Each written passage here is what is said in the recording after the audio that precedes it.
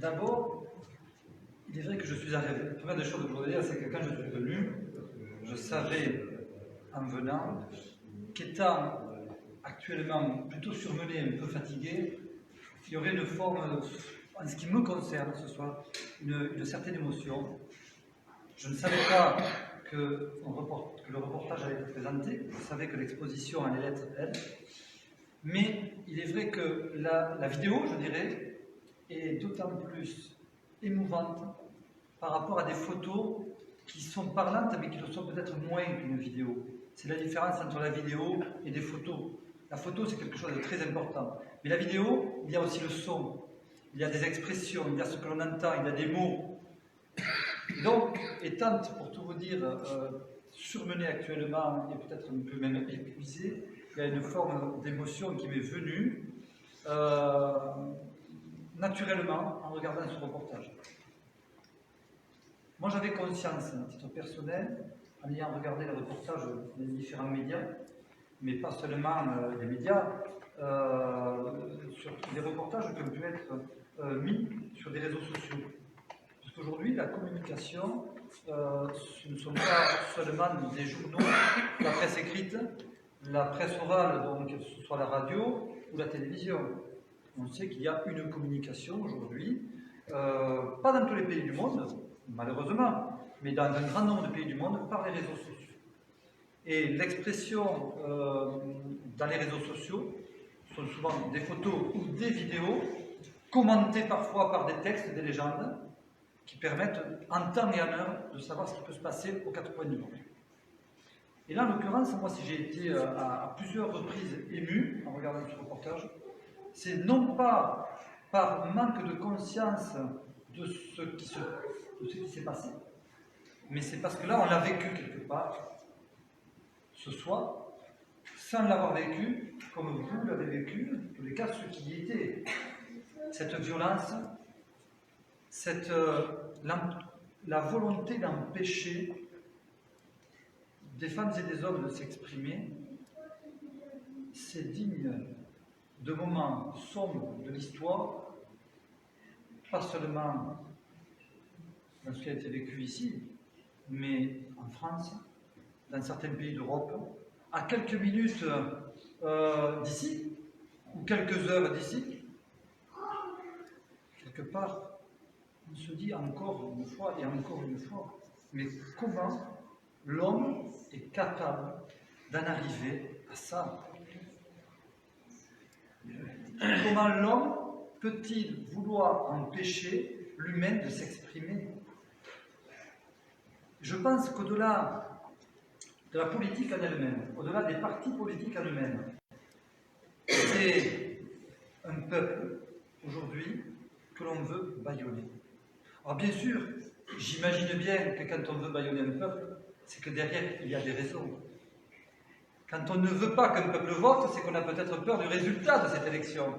Quand on empêche un candidat d'être candidat, et quand tout est fait pour qu'il ne soit pas candidat, c'est qu'on a peur, non pas qu'il soit candidat, mais du résultat de l'élection s'il est candidat.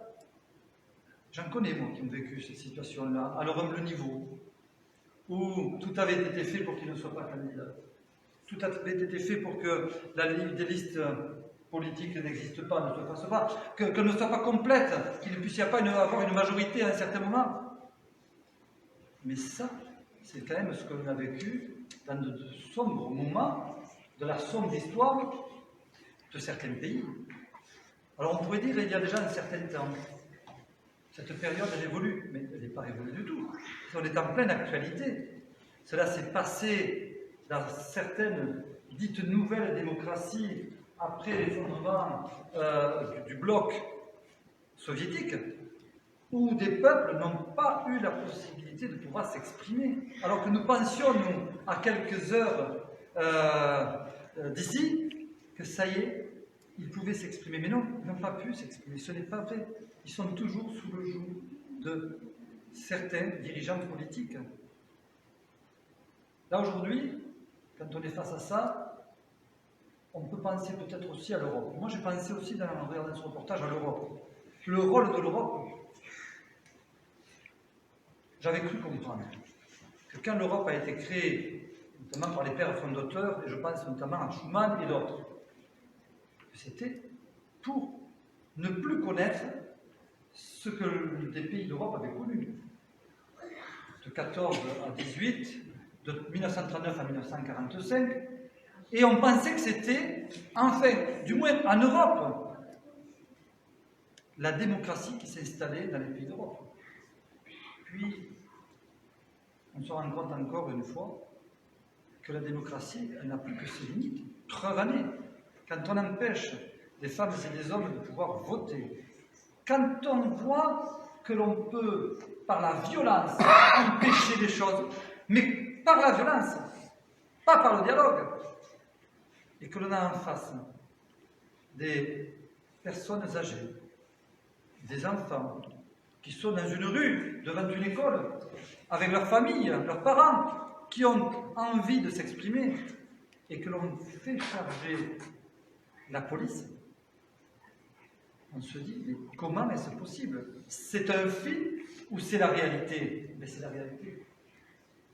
Et c'est quelque chose qui est très inquiétant. Alors, le combat que vous menez, c'est un très beau combat. Et quelque part, j'ai le sentiment que vous êtes un petit peu seul. Vous êtes un petit peu seul parce que peut-être que nous ne sommes pas à la hauteur des espérances des Catalans. Parce que quelque part, nous ne sommes pas au rendez-vous, comme d'autres l'ont été dans l'histoire, pour défendre le peuple catalan qui ne demande qu'à s'exprimer. Nous, peuple catalan, non, qui devons être là au rendez-vous pour que le peuple catalan, nos frères, puissent s'exprimer. Parce que moi, j'ai bien compris que votre seule volonté, c'est de pouvoir vous exprimer librement, sans violence, sans agressivité, avec l'histoire, notre histoire, votre histoire, l'histoire de la Catalogne dans son ensemble, l'histoire du peuple catalan, et on n'a pas le droit, nul n'a le droit de refaire l'histoire, de réviser cette histoire. L'histoire, elle existe, et l'histoire, nul ne peut la réviser. Dans certains pays, quand on révise l'histoire, on peut être condamné, parce qu'on n'a pas le droit de la refaire. Elle existe telle qu'elle a existé, avec tous les combats que le peuple catalan a su mener durant des siècles. Donc, vous ne vous attendiez peut-être pas à ce que je dise ces mots-là. Je suis actuellement enregistré par quelqu'un sur mon téléphone et j'assume pleinement les propos, qui sont les propos tout simplement d'un homme, même pas le maire d'une commune, parce que le maire d'une commune ne peut pas parler ainsi au nom d'une population. Ça ne fait pas partie de mes prérogatives, de mes responsabilités, de ma mission de maire. C'est un homme qui est tout simplement un enfant de parents catalans, un petit-fils de grands-parents et un arrière-petit-fils de grands-parents catalans, un homme qui a tout simplement envie que des prisonniers politiques soient libérés. Parce qu'on ne peut pas continuer à avoir une conscience en paix sans s'engager, sans apporter quelque chose de nous-mêmes, quand on sait qu'il y a des femmes et des hommes qui, au nom de l'expression, au nom de la liberté d'expression, sont aujourd'hui emprisonnés. Mais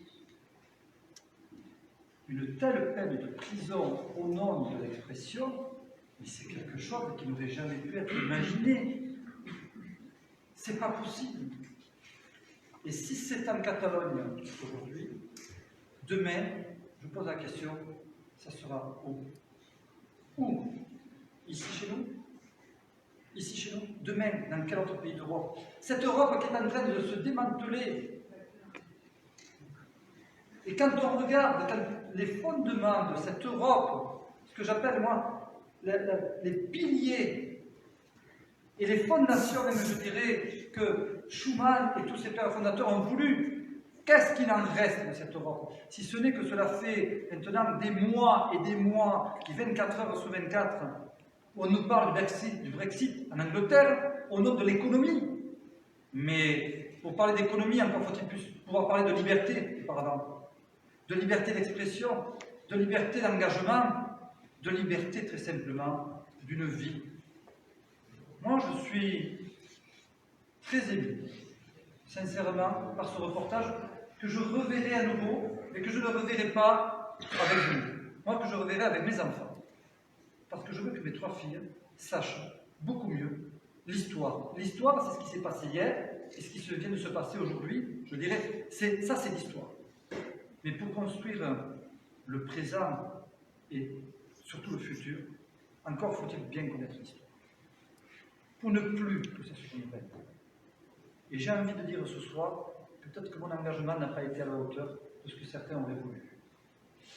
Il y a quelques années, ça fait un peu plus de 10 ans, j'ai voulu qu'un jumelage soit créé à la Chasse avec une première commune qui était bien au sud de Barcelone et peut-être un petit peu trop éloignée de Bachasse, éloignée géographiquement de Bachasse. Et mon inquiétude était que concrètement, nous n'arrivions pas à pouvoir aller vers un jumelage et notamment faire participer parfois des enfants. On sait en France toutes ces règles draconiennes qui nous empêchent parfois de nous déplacer en autobus, surtout quand on amène des enfants, et tout est compliqué. Bon. Et donc, naturellement, quelques 2 ans après, donc c'était en 2007, donc en 2010 exactement, ensuite en 2010, voilà, que nous avons fait connaissance avec, en 2009... 2008, on les a... 2008. En 2009, on a concrétisé. Voilà, en 2008 les fiançailles, en 2009 mariage. Et donc, j'avais proposé que nous allions rencontrer des élus d'une commune pour créer un jumelage. Ce jumelage, il partait de quel sentiment? L'amitié des peuples. Ensuite, qu'en découle bien d'autres choses. Oui, mais avant tout, l'amitié des peuples. L'amitié d'un grand peuple catalan. Et donc, Bacha-Saint-Climent de Llobregat, ça fait le premier mariage, le premier jumelage de notre commune. Et donc,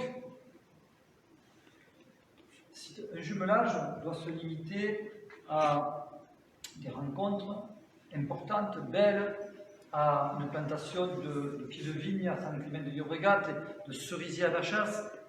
C'est bien, c'est important. C'est ça l'amitié des peuples aussi. Autour de cette terre auquel nous sommes tous très attachés. Mais est-ce que quelque part, il ne faut pas aller plus loin dans ce jumelage, dans une vie en commun, sans que nous nous immiscions dans le fonctionnement politique d'un pays? C'est pas ça. Et je ne m'immisce pas dans le fonctionnement politique d'un pays voisin. D'abord, je n'en ai aucune mission, aucune responsabilité, aucune légitimité. Mais c'est qu'à un certain moment, nul ne peut oublier que quand nous, Français, nous avons eu l'aide, durant la Première Guerre mondiale, durant la Seconde Guerre mondiale, qu'aurions-nous fait tout seuls? Donc l'aide que nous devons apporter, l'écoute, des témoignages, notre présence, nos encouragements, notre compréhension, le plaisir et la fierté de notre histoire, c'est tout ceci qui devrait permettre d'aller plus loin ensemble dans la paix des peuples, qui, je le rappelle, est avant tout, à mon sens, les fondations de cette Europe dans laquelle nous sommes. Je terminerai en vous félicitant pour votre engagement, en ayant une pensée pour le maire de Saint-Climent de Llobregat, particulièrement ses élus, sa population, mais aussi tous les Catalans, pour ce combat qu'ils ont mené, qui est un combat beau, fort et courageux, qui est un bel exemple de ce que des femmes et des hommes aimeraient pouvoir faire dans d'autres régions du monde aussi. Parce que ce qui se passe en Catalogne, ça se passe malheureusement aussi aux 4 coins du monde, dans des pays du Maghreb, dans des pays d'Afrique, en Europe et ailleurs. Il ne faut pas se voiler la face. Le monde n'est pas en paix. Et quelque part, en regardant... en regardant la plus jeune d'entre nous, qui se cache, j'ai envie de dire que, comme le disait si bien Saint-Exupéry, la terre ne nous appartient pas. Nous l'empruntons à nos enfants. Et quelque part, moi j'ai envie de dire que si nous ne menons pas des combats, quelque part, notre héritage envers les enfants sera peut-être terrible. Donc notre engagement doit être fort. En tous les cas, aussi fort que celui que les Catalans mènent depuis maintenant plusieurs mois. Et nous pourrons à un certain moment regarder les enfants catalans en leur disant « nous y étions ».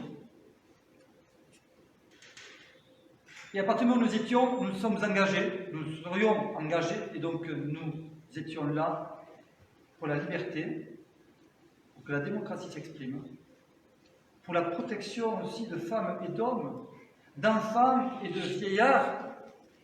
Quand sur le reportage on voit, dans le bon sens du terme, vieillards, sur des fauteuils roulants, se déplacer pour voter. Et parfois nous, et notamment lors des dernières élections européennes, on s'ennuyait des fois dans nos bureaux de vote à attendre que des personnes viennent voter sans qu'elles ne soient venues. C'est une réalité, et nous sommes là à côté ensemble, nous vivons ensemble. Donc en regardant cet enfant, j'ai envie de dire que, effectivement, Saint-Exupéry le disait très bien, la terre ne nous appartient pas. Nous sommes là quelques années, plus ou moins longtemps, mais la vie, elle est faite d'engagement. Alors au moins, engageons-nous, si ce n'est pas pour ceux qui sont actuellement en prison, au moins pour ces enfants. Voilà. Merci.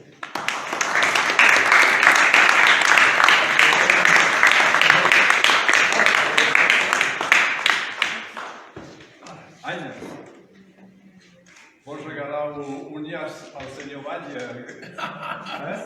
Perquè te l'has guardat. A més, a veure, regalar.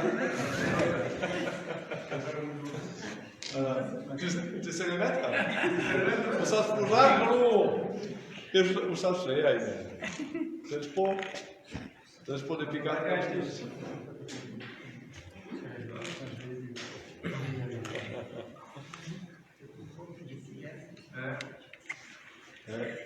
Té vergonya? Ai, estàs vergonyosa?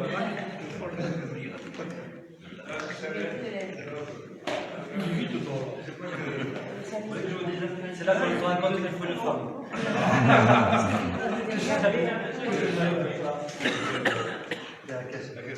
L'hem de millor que altres, tenim de tota mena de llaços.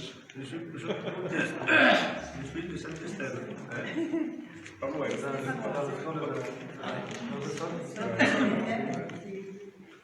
À cacher la boue. Voilà. Il n'y a pas de sens, il n'y a pas de sens.